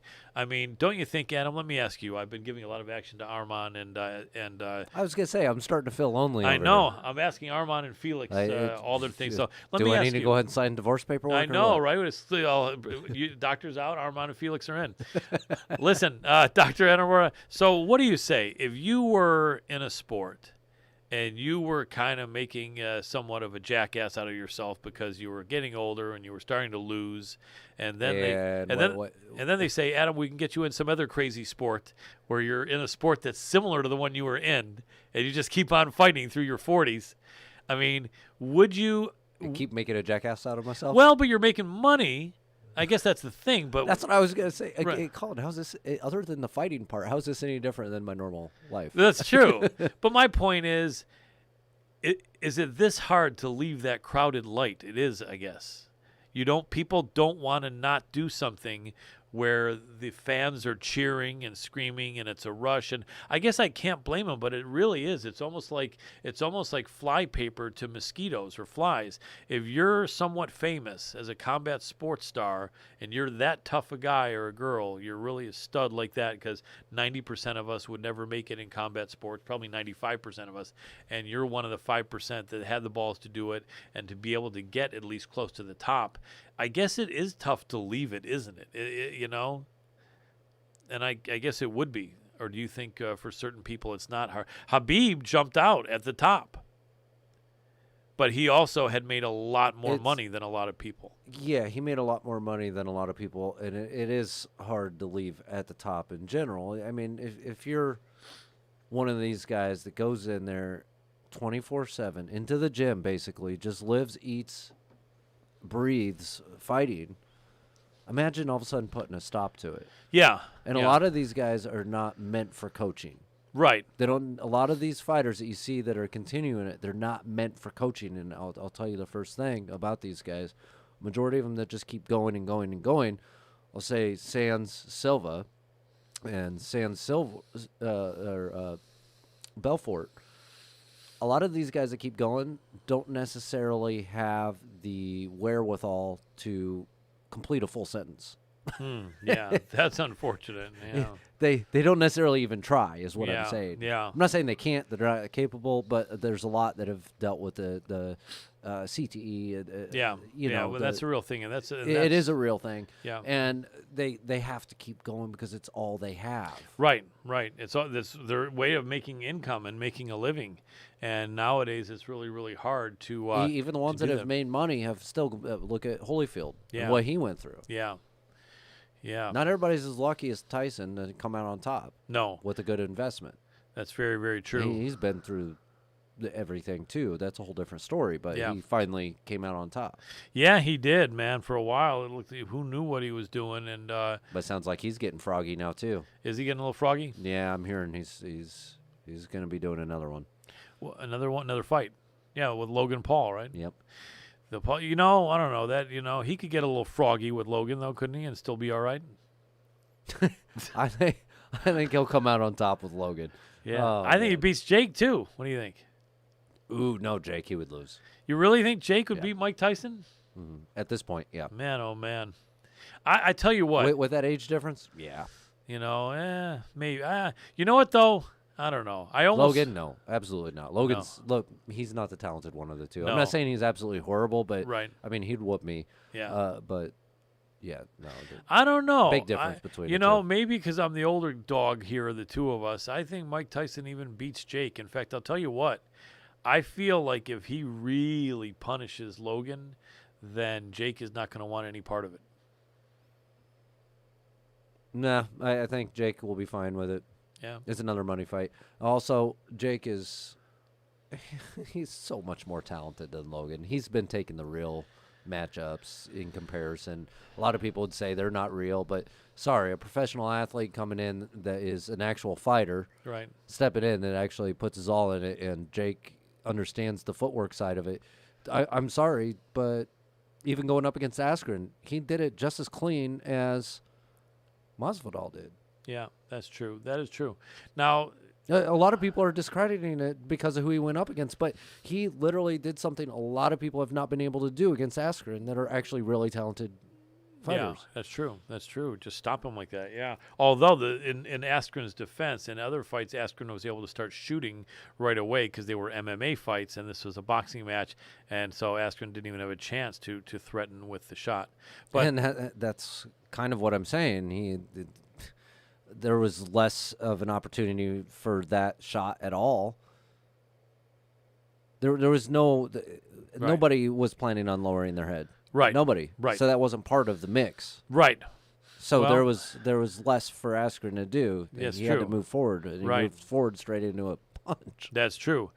Well, and there's always a thought if Jorge Masvidal is willing to fight those guys. He's a little bit smaller than them, but I'm sure he might be willing to do it, although his jaw has been touched recently. I don't know. What would you think about Jake Paul versus Shaquille O'Neal? I could see that actually. That would be didn't amazing. Shaq actually do a celebrity boxing match? I don't know. He may have. I think he might have. I don't know. I feel know. like he has. That would be crazy because Shaq is 50 or just about and 7'2". Can you imagine how crazy that fight would look on camera? Shaquille O'Neal against Jake Paul. That would be freaking insane. And Shaquille O'Neal next to about anybody, though. I think, and I'll tell you what, if Shaq can punch, man, because Shaq is probably you guys got to remember, at 7'2", people are thinking, well, the dude probably weighs 300. No, he played at 330, 340, 350 when he was a pro basketball player in his 20s and 30s. The man probably weighs 400 pounds now, and he's not even that fat. Can you imagine being so tall that you can weigh 400 pounds and you're not really obese? Although he probably looks like Granahan might be here and ready to go in a second. The So Grand Marnier is ready. yep. He needs the link. Oh, the other one, Eric doesn't have the link. Did you guys send a link to Eric Paulson? Yeah, tell him man. his email address. Let me see. Well, we know they're going to be on, guys. At least we have some guests actually showing up. Can you Eric is just can you try ericpaulson.com? Because you're right, Matthew gave us a different one. ErikPaulson. No, but that's not even an email. that's just a website. And then there's all right. Let me tell you, because the one that Matthew gave us. Hey guys, hang tight with us. We Yeah. are going to figure this out. ericpaulson.com. Let me see if there's like an info. Yeah, because hey Eric, we sent you one to the address that Matthew gave us. Just got it. No, Matthew's got his. Just got the link, but that's Matthew, not Eric. These guys are fun. All right. Well, let's get Granahan to hop in. Yeah. And then we'll figure it out with Paulson. Isn't it ericpaulson2@gmail.com? Question mark. If not, let us know the address. No, we just gave it to everybody. No, but that's not it. You're right. Well, I'm glad I said that because that's not it. Okay. No, freaking hell. Okay, so because that's not it, guys, apparently. Sorry about that. But no, it's all right. Okay. So please, because he didn't get anything and we sent it there. Hey, Eric, send me the correct email. Apparently the one we sent it to is not I right. didn't text it to me. And The then one that Matthew I'll zip it gave over to us. them. And then send it to me. I'll zip it over to them. Okay. As soon as you get it. Apparently, look, that is apparently, That is it? yeah. Mm-hmm. But it's Matthew saying that. Okay. We sent it and we sent an email. to that link. Maybe he's not knowing who you guys are. He's looking for something from MMA Power Hour. Right. Check your spam or junk folder. From What- Third Wheel. All right. It's coming from LA Third Wheel.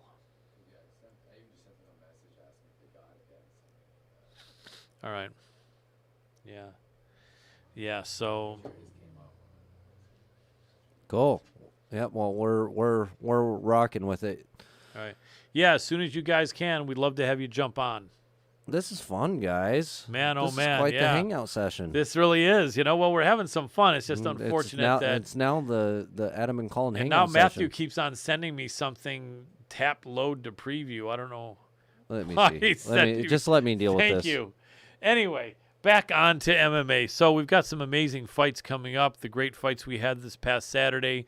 Miesha Tate gave it a hell of a shot against Ketlin Vieira. A really close fight. I know a lot of us thought that the decision could have gone to Miesha, and it did not. One of the judges, I think, even had it like 4 rounds to 1 for Vieira, which is, I think, not the case. But Miesha gave it a hell of a shot at 35 years old. I think she'll still keep going at it and fighting. And, she's in the best shape I think she's ever been in. And her skill set is good. And Ketlin Vieira just fought a really good fight as the bigger and younger fighter. Okay, you got Matthew. And so, and then the other fights were good as well on this past Saturday's card. A lot of some really good fights. You do need your headset on now for this, Colin. There we go. Now we'll get the headset back on. Start getting my ears hot Yeah, again. red ears. Get the red ears going, man. Rudolph I'll be the like all American. Get red and Tis white and blue the here. season. to be jolly. You're real bad with these Yeah, I headphones. really am. Here we go. All right. All right, hang with us a second here, Granahan. We're getting you in here. Hang with us a second here, Matthew. We'll just make sure we get Eric in here, then we will be rocking and rolling. Well, this has been a fun show. Hopefully for most people to watch. I'm being like as whacked as I've ever been in any other show before, and so I'm only at 5%, and I don't have a way to charge. So I just wanted to get in here if I can. Can you hear me? Yeah, Matthew. Now, if we could send you it to your messenger, you could use your laptop, but for some reason we can't, I guess. Yeah, I sent it myself to my messenger. Let's try that. I only have 5% on here, so if I lose you guys, I'm gonna do it off my laptop. But Yeah. I lose you guys. You can just roll with Eric. Really excited about this project, but I only have 5%, and we had a storm here. I don't have power, so I have to. I just saw Eric text. I have to try to use the laptop. I do have Wi-Fi, so Okay. I will be able to. But my phone I cut it off when I talked to you earlier, but it's only at 5%. So Yeah, not I only can- that, but the video is completely frozen here. You guys, would you be able to send a link to his Facebook Messenger? Okay, we'll do that, Matthew. So if you want to jump off this, they'll go do that, and then hopefully Eric can jump on. Yeah, sounds good. Sounds good. But if I lose you guys, thank you so much. I'll try to come back on now via Facebook right now. Through the link through your desktop, through your laptop. You mean? Yeah. Okay. Yeah. Perfect. Sounds good. All right. Perfect. Thank you. No problem, Matt. Okay, so we're gonna get rid of that, and then you guys can send the link to his Facebook Messenger, Yeah. and then I'm sure probably Eric is probably all ready, right? I don't know. Eric's not in yet. It's nice and warm in here. It is. When it came in, it was cold, guys. Now it's warm. Can you send it to my Messenger account also for Eric Paulson? If you guys can do that, you know the spelling of his name, right? It's the same link for both of them, or no? All right. Yeah, it's the same link for both of them. No problem. We'll have our engineer send that to you, brother. Figuring it out here, boys and girls. While you're waiting for us to figure this out, make sure to head on over to all of our social media. Give us a like, comment, share. Hit us up on Facebook. Make fun of me and my hair. Make fun of Colin and his glasses. Yes. Make fun of us. We love you guys for it. Yes. Actually, that goatee of Colin's. Iconic. The iconic. Never make fun of it. No, this is the iconic gray goatee that if I get rid of, well, I am thinking that when I finally get rid of these last Kind of reminds me of a hedgehog laying upside down. 12-pound upside down hedgehog. Thank you. I appreciate that. That's sometimes what I feel like is an upside down hedgehog in the world of life. Like it's almost like I'm supposed to come out and let people know something, but I can't figure out how to get out of my own way. But yes, this is the iconic gray goatee, and I've promised myself that until I lose these last 10 pounds, I'm not going to shave it off. But then when I do, I will briefly, but then we'll get it back. But yeah, Dr. Adam Roorda, this is a fun show, man. It's so good to have you there. You look very chill. You got the MMA Power Hour colors flying. Is that his? Can you see it? Is that his? Well, Yeah. yeah, that's Eric Paulson, and then Yeah. Yeah. and then Matthew Granahan. Yep. And then Matthew Granahan. We'll work this out, and I DM'd it to you as well, the meeting ID. he DM'd it To you, so you can actually send it. DM'd to me where on Facebook, Instagram. on Instagram. All right. I don't see anything. Oh, you mean, All right, this is fun. do you see it, Adam? guys. Okay. Do you see- Cool, thank you.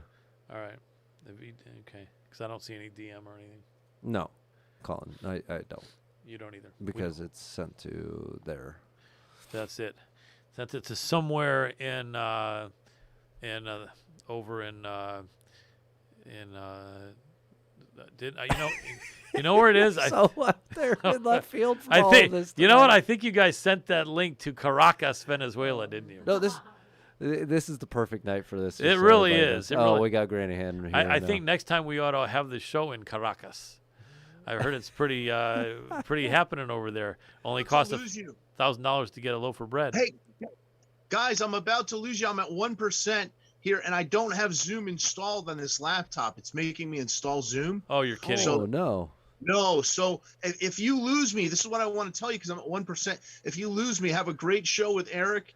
This is awesome with product. I'm excited about it. I'm going to try to get Zoom here installed and rejoin you. Okay. But if I can, I just wanted to say thank you guys. I'm really excited about this project. It's an addendum to the Rough and Tumble book. I was just out there in California with Eric. We put together hours of awesome content for this download. It's a supplement to our book that we did years ago for release for the holidays to get out the last 250 or so copies, and we're really excited about it. This is going to be great for the fans, for grapplers. They're going to love this addendum. Great history, great techniques. And again, I apologize if I can't get back in here. I'm going to try to install Zoom right now. No problem, Matthew. Sounds good, brother. I hope you can do that. But if not, we appreciate seeing you, and we'll rock on with Eric as soon as he comes on. Really look forward to hearing about the addendum you guys put together for that great book from 10 years ago. And Judo Gene LaBelle having read a couple chapters, and it's got so much. He wrote, he did the forward. He wrote one of the forwards along with my mentor and old coach Billy Wicks. Beautiful. It's a great product, and we're really, really excited about it. I want to wish you guys a happy Thanksgiving and a Merry Christmas if I'm going to lose you here in a minute. Sounds good. Thank you. Same to you, brother. Really appreciate you, Matthew. Thank you. Not a problem. Bye-bye. Okay, so that was the King of Connecticut, Matthew Granahan. The great book, Rough and Tumble. They put together an addendum to Live. You guys know Eric Paulson as having been an early pioneer of MMA fighting and a Shuto champion. We'll see if he pops in. And we'll see, hopefully, that Eric Paulson will pop in, and because we would This love. is going to be a threefer. It would be This amazing. could be a if- record setter for Well, us. although would it be 0 for 3 if we did have Matthew jump in for at least 2 minutes? I guess kind of it would be. aside from 1 kind minute. of. But no, Eric wants to jump in here. We just have to be able to Figure it out. To figure it out. And I'm just going to say that we sent it. Okay, Eric, you should have the Zoom links. Everything look good? Okay, so we'll just make sure, here, and these are really good guys and personal friends of mine. You don't really want to get mad either of these guys, especially Eric Paulson. I'm not mad at anybody tonight. 'cause- I'm honestly, tonight's the perfect night. Yep, because I was gonna tell Armand and Felix here that this next guest, Eric Paulson, literally knows 400 ways to break your bones. You know, more than almost anyone on the face of the earth. Yeah, I think even Angela Lee could She probably take any one of us in this room. She probably could, but Eric Paulson would break our bones quicker than Angela Lee, that's for sure. But no, we're going to get Eric Paulson on. He is a great guy and an absolute encyclopedia of catch wrestling submission. I mean, the guy trained not only under Gene LaBelle, but also under Danny Inosanto, the head of Bruce Lee's Jeet Kune Do and the foremost authority of that, having been Bruce Lee's top student. And I believe Eric Paulson also trained under one of the Gracies and the Gracie's cousin, Jean-Jacques Machado. So How many times have we had Eric? We've had Eric once, on I at think least once. Yeah. We did. We had him, I think, on with the great coach in Minnesota, Coach Greg Nelson, who was Brock Lesnar's coach. And they both worked with Josh Barnett and several other guys. And Eric Paulson, a great fighter in his own right. And so we definitely are hopefully going to get him on here. And, anyway, so we're looking forward to that segment, ladies and gentlemen. We are looking forward to it. I'm looking forward to actually talking to somebody. Yes. Interviewing. Besides you. Thank you. Well, I love talking to you, too. As much as I love you, your Thank you. face, Thank everything you. about you, Yes, Colin. I love you, too. Here we go. Coach There it Eric is. Paulson, can you hear me, brother? Woo! Yes. Gotcha. All right, ladies and Got gentlemen. in. Excellent. We'll introduce you because we are live, Eric. Ladies and gentlemen, so excited to have this next guest back on the show. Former MMA champion, head of the amazing school CSW. The man knows probably more ways to break your bones than anyone else on the face of the earth, and is a nice guy to boot. We're talking about the man they call the Viking, Eric Paulson. Welcome back to the show, Eric. Thank you very much. I appreciate you guys having me on. My pleasure, man. You are one of the OGs of MMA fighting, having been around there in the early days. I know you were a Shuto champion, right? I think I incorrectly mentioned Pancrase, but you fought mostly in Shuto when you were overseas, right? Yep. 100% Shudo. Nice. And you fought at what, 170 pounds mostly? 185. 185. Excellent. And so it was a different time, and we're definitely going to get into what you've done most recently with the amazing book, Rough and Tumble with Matthew Granahan. He's going to try to get back on if he can, but if not, we'll be talking to you. I know you did a great amendment or addendum to it, and we'll definitely jump on that. But let me ask you, man, I'm always liking to pick the brains of people that have not only were involved in fighting years ago, but through the school that you own and that you ran. Now I think it's Ben Jones running it, right? Yeah, he's running our fight practice. Right, but still, you're the guy, the head and that created CSW. So you've had your hands on MMA for pretty much the whole time it's been in existence. Sure, the whole time I gave up the fighters because we're on our fourth generation of fighters, and I had a lot of the guys that I first started with. A lot of them started leaving and coaching and doing other things. So instead of going back to the smaller shows and starting over again, I decided to step out and then just kind of give some advice here and there, and then just start moving on with what you do after you're done training fighters. I mean, that's what a lot of guys are looking at right now. You got Greg Jackson, Colin Oyama. A lot of the guys are like, hey, like what am I going to do when I'm done training fighters? And for me, it was to start promoting the catch wrestling and the Shudo again, and some of the historical stuff. So like this afternoon, I had a great lunch session with Guru Dan and Asano and Ajahn Chai. Ajahn Chai he founded Muay Thai in America. Oh, wow. And Dan and Asano and him have been best friends forever. So I went over there and we had lunch, and I had lunch with Patrick Tenori, who is the founder or the creator of RVCA clothing. design. He's very gracious in giving and sponsors a lot of great fighters.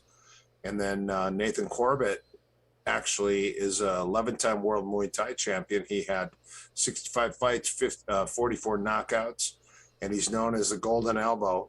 And he said, hey, if there's ever a time I could come back and pay homage to my teachers where it originally started, I did a seminar in the Gold Coast, Australia, and he was like 18 or 19 years old. He was just starting out. And then Ajahn Chai trained him when he was 18, and Guru Dan trained him when he was 21. And it was that, with the inspiration of the elbows and the things that he learned, that he got into Muay Thai and started fighting. Absolutely. 11-time world Muay Thai champion. Absolutely. 11 times. Absolutely. It's amazing. And a great guy. We actually did interview Nathan Corbett, and then we actually did go to a lion fight in the freezing cold about 4 years ago out in LA in the middle of the winter. It was like 30 degrees, and and he was on the mic. Great guy, Australian guy. He's Australian, right? I think I remember. Yes, he is. He Yeah, sure is. love the Aussies. Aussie. They've got. It's funny, 100%. right? You never knew that the Australians would be having a tradition of tough fighters, but with John Wayne Parr and Nathan Corbett, and then now the guys that are Dan the Man, Sam Greco, Yes. Dana Goodson, all these guys were Andy Watt. All these guys were fighters in Australia for quite some time. So it's been a really popular sport because they're close to Thailand and they're close to Indonesia. They're a lot closer than we are. So a lot of the fighters go from Australia to the Thai camps. That makes sense. And I think you're right. A lot of people didn't know why, but you're right. The proximity is so much greater than for here in the United States. But yeah, I remember that fight, kickboxing. I know, and I'm sure you were watching back in the day like me. Remember that amazing, I think it was a rare kickboxing pay-per-view, and it was Dennis the Terminator Alexio against Stan the Man Longinidis. And right, and Leg broke. oh Broke man, his leg. right. Yeah. That it was so, and it was so frustrating. Otherwise, I think that would have been a war. And I was so excited. I'm sure you remember back in the day when you're in your 20s and you're like, oh, this is going to be amazing. You got a big pizza in front of you, your friends, and you're like, this is just going to be all out carnage. And then what, in 30 seconds, Longinidis. He stepped down, his leg broke right in half. Yeah. Same with Anderson Silva, and then right after his opponent that did it to him, it happened to him Right, also. with Chris Weidman. Now, let me ask you, because you have a lot of experience doing, the striking as well as all aspects of the ground. Everyone knows, I guess, that what causes these breaks is by the fighter on the receiving end of the kick checking the kick. Is there something, though, that is there a reason why that the bad injuries only occasionally happen? I mean, is the kick checked just so perfectly in those instances, or is it something where it just hits the sweet spot on a fighter whose bones are maybe a little bit weaker from a lot of training? Why do you think guys are checking kicks all the time and it hurts and their feet are getting swollen, but their legs are not breaking in half like that? Oh. Diet, cutting weight are a couple things. The knee check instead of a shin check is another one. And like for me and my guys, we have a shin nakamura. It's a sandbag. It's a hanging sandbag, and you have to kick that thing 100 times on each leg every day. Wow. To condition the shin. Right. What it does is it starts to calcify your shin bone. And some people, they just have soft shin bones. Right. Stan was saying, oh, Dennis Alexio, because he takes so many steroids, it weakens your bones. It's like, well, I think there's more to it than just that. But the shin nakamura is extremely important. Another thing is if you're kicking people in the legs regularly, you need to condition your shins. You have to have a strong shin and a strong kick. And the strong kick comes from two things. It comes from jumping rope and running. Those two things develop a strong kick.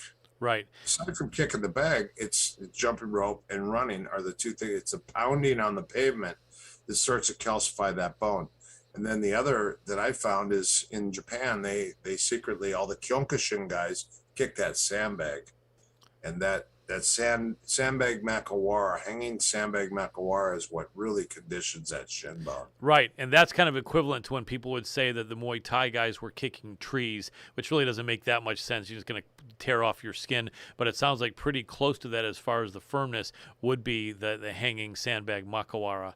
And that's tough. I remember when I did Hapkido, there was the punching makawara always on the wall. I don't even know if they have those anymore, but that makes sense. So, and it's interesting because when it happened to Chris Weidman, he was a wrestler. He really wasn't a striker, but he was always cutting a lot of weight. And so I guess when it happened to him, it wasn't super surprising. But when it happened to someone like Anderson Silva, you would think who was really a guy whose shins and legs were conditioned. But also, I think when it happened to Anderson, he was about 40 years old already. Was that kind of a mitigating factor that he had just trained for so many years and maybe his body was starting to break down a little bit at that point? Or what do you think caused a guy? Or was he maybe a guy who, even though he was a good striker, didn't really do a lot of traditional strengthening to calcify his shins? I personally don't think that he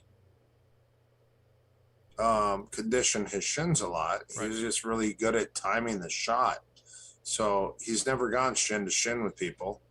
And then the other thing is your diet plays a big part on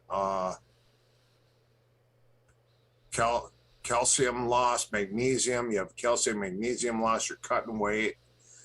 Some people, their bones are super hard and some people's bones are soft. I know my skeletal system I had my skeletal system weight, it was like 56 pounds. And the doctor said, you have one of the heaviest bone structures of anyone that's come in. Your body's equipped for fighting. You probably never broken a bone.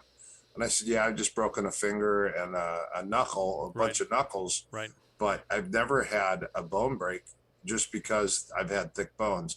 So that it's also probably genetics, but a lot like if you're mineral deficient, calcium deficient, and magnesium deficient, I think that's another thing. Yeah, absolutely. So many people don't talk about magnesium, man. I love magnesium. I remember I had a couple of semesters in college of nutrition and never really pursued it, but always learned a lot from it. And one of the first things I remember as an 18-year-old is just studying all the vitamins and minerals. When I came to magnesium and saw all the benefits of it, I was like, damn, man, why is no one talking about this? And I actually remember the magnesium secret. Yeah, it really is. Because some people are showing up in hospitals sick as a dog, and they're at a big magnesium deficiency, and they give them magnesium, and then boom, they feel fine. Most people are. That's why there's something called CalMag or Calm. Yes. Calm's one. CalMag, you can buy it at over the counter at Costco. Yeah. And it's called CalMag, and it's just a liquid. You drink it every night, but it helps you sleep. Absolutely. I have a question for you. A relative of mine had to have a colonoscopy exam, and they had her buy a bottle of magnesium citrate and wanted her to drink the whole thing, and she only drank about a quarter of it because it tasted so bad. And I'm sitting here thinking, you know what? Can I use that as part of my magnesium supplementation, or is that maybe not going to be good? Magnesium citrate? I mean, as a pill, it's fine. But as a liquid, is that going to be? Well, so when you drink it, it's $2. It's from CVS. Right. Rite Aid. And when you drink it, it turns into a sulfur. So if you drink it, you start to burp it up a little bit. All right. At first, it tastes like a Sprite or a cherry soda. Right. So it's best to drink when it's cold. And then when you drink it, you're fine. But all of a sudden, it turns to sulfur in your body. Oh. So what happens is it turns to like a sulfuric, it starts to bubble, and that's what cleans you out. Right. So it's going to be if I'm feeling sluggish, I'll actually go to CVS or Rite Aid and I'll buy a bottle of citric bitrate. A lot of people don't know that. Mm-hmm. It's $2. And I drink that thing and it just it cleans you out. Nice. Amazing. Yeah. Yeah, that was the old thing. Now they're giving people Duralax, which I don't understand, for a colonoscopy. Right. Yeah, man. That's it's kind of wild. All the stuff they want you to have cleaned out and Just take citric bitrate. That works pretty well. makes sense. Makes sense.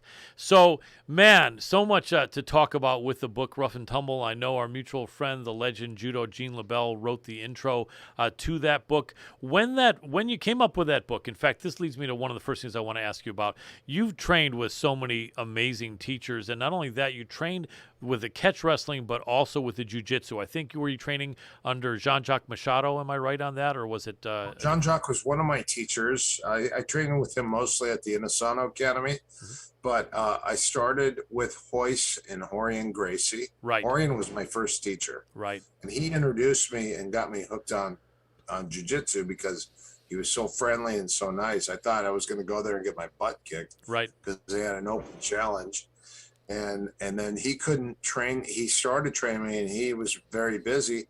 So his brother Hoyce started training me. This is before the UFC. Right. And then I was with Hoyce and I got to do a private with Hickson probably 4 years into the training. And I said, I want to probably do more ground stuff because I want to fight. Yes. So I started training with Hickson, and Hoyce said, hey, you have to make a choice. It's either him or I. And I was like, well, what are you talking about? It's the Gracie team. I'll just do Mondays and Wednesdays and then Tuesdays and Thursdays. And he was like, no, you have to make a choice. You can't play on two football teams at once. So at that time I started training with Hickson. Good choice. And Hickson helped me with the ground stuff, and I used to bounce a lot of stuff off of him all the time. And I, like all the rest, didn't know what I was doing on the ground. I mean, I wrestled and I did judo, but I had no idea. I mean, they were masters on the ground, and I was fortunate. I got to train in '86. I got to train one day. Hoyce couldn't teach me. And Master Higgin Machado came in, and he barely spoke English. Yep. Him and I were the same weight. We're 185. And then all of a sudden he goes, he said, where would you like to start? And I go, on the ground. He goes, well, what do you think jiu-jitsu is? And I go, self-defense? He goes, no, all fights end on the ground. So we started on the ground, and it was an unbelievable session, and I loved it. I can imagine. I went to the Inosanto Academy at that time because I was living out in the desert, and I would drive, and I was training at the Jet Center, and I drove by one time and I saw that Yuri Nakamura was having a Shudo seminar, and it showed punching, kicking, throwing, and grappling. I go, man, that's right up my alley because I like to do all that stuff. Absolutely. And that was in '88. That's amazing. This is 5 years before the first UFC. Eric, we've only got about 4 minutes left with you, and so I'm going to ask you a question here. But first, I'm going to say, ladies and gentlemen, we hear so many people nowadays that throw out names of people no one's ever heard of, or people that got a black belt for someone who sounds like someone was Brazilian or something. When you have the people that Eric Paulson is trained under, it's, you can't beat that. Benny the Jet, your kid is at the Jet Center. Hickson, Gracie, Higgin Machado, Guru, Danny Inosanto. This is just insane. No wonder this man is as good as he is, but you can't get a pedigree better than that. I'm sitting here thinking if I could say I trained with one of those guys, I would feel like I could walk around puffing my chest out. But a very humble man is Eric Paulson. Eric, in the last 3 minutes we have you, tell us about the addendum to the Rough and Tumble. I want to make sure you let people know where they can get the book, and then also the video addendum that you did with Matthew Granahan. But I think we've only got about 3 minutes, so I'm going to give the floor totally to you. Tell us what you added and what you think is the best about the book, and what the edition is, and where people can buy it and find it. Well, the addendum was Matt and I talked, and we said, hey, what we should do is give some homage to the people that have actually passed away since we wrote this book. We wrote the book and we mentioned a ton of people, and there's been a lot of people that have actually passed away at this time. And there's still some great people that are still around, like Gene LaBelle. Gene LaBelle is still around, and God bless him. He's got so much information. I mean, he's done all the pro shows, the pro wrestling, the judo, everything, and his stuntman. I mean, who wouldn't want to hang out with him and just listen to his stories? Absolutely. And he's got great books. Him and Gokor created some really great books on submission wrestling and submission grappling. But there's been a lot of other people that have passed since then, and that was one of the reasons why, because COVID's been really tough on people. Yes. So we wanted to talk about that, and then also talk about how catch wrestling has blossomed so much. There's such an uprise. There's so many black belts in Brazilian Jiu-Jitsu right now that a lot of people are all teaching the same techniques. So they're all looking at the catch wrestling and they're pulling stuff from catch wrestling.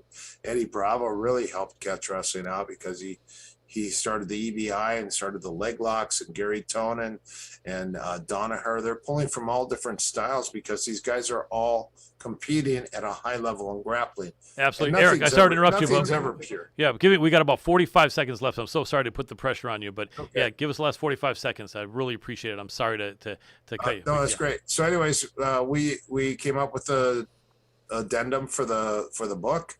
The book is now available again, as it always has been, on ericpaulson.com. And there's also a 2-hour interview with Matt and I talking. And then there's techniques from Yuri Nakamura and me doing some of the Shudo lock flows and some of the catch wrestling stuff. And it's a great find. And also there's a t-shirt that will go along with it for the holidays. Excellent. I can't wait to get it. I'll be getting it myself. Anyone out there who wants to learn what you need to know about catch wrestling and submissions, this is the book, and this is the man, Coach Eric the Viking Paulson. Thank you so much. Huge respect to you. We'll definitely have you back on again and talk more. Thank you so much for coming on, my friend. Thank you for your time. That was great. My pleasure. Great talking to you. Bless you guys. You too. Merry Christmas. You too. Happy Thanksgiving. Merry Christmas, brother. Happy Thanksgiving. Thank you. And that was the amazing Eric the Viking Paulson. And I think, Dr. Adam Roorda, we got to wrap it up, huh? Yeah, we've got to wrap it up. And missing the mic, but we've got to wrap it up. You guys are amazing. Another amazing episode. Colin, I'm going to let you just take it out because it's both of us sitting here right now, but go ahead and take her out. Absolutely appreciate it. Thank you so much again, Coach Eric the Viking Paulson. We'll definitely talk more again soon. So many questions I want to ask you about MMA compared to NHB back in the days and the differences between catch wrestling and jiu-jitsu, as you're one of the guys that is an expert and a teacher and a high-level master in both styles. So we'll definitely talk again for sure. Ladies and gentlemen, thank you so much for joining us. We're going to have the guest that didn't come today probably on next week, and some other amazing guests. And thanks so much to Coach Eric the Viking Paulson. Really appreciate you, Matthew Granahan, as well. Ladies and gentlemen, go out there and spread the love in a positive way. Be that guy, be that girl. It's a cold winter, and spread the love. People need it. Treat yourself good, and we really appreciate you. Big love and respect to you all. For the entire team here, this is Colin Crandall, and I'm tapping out.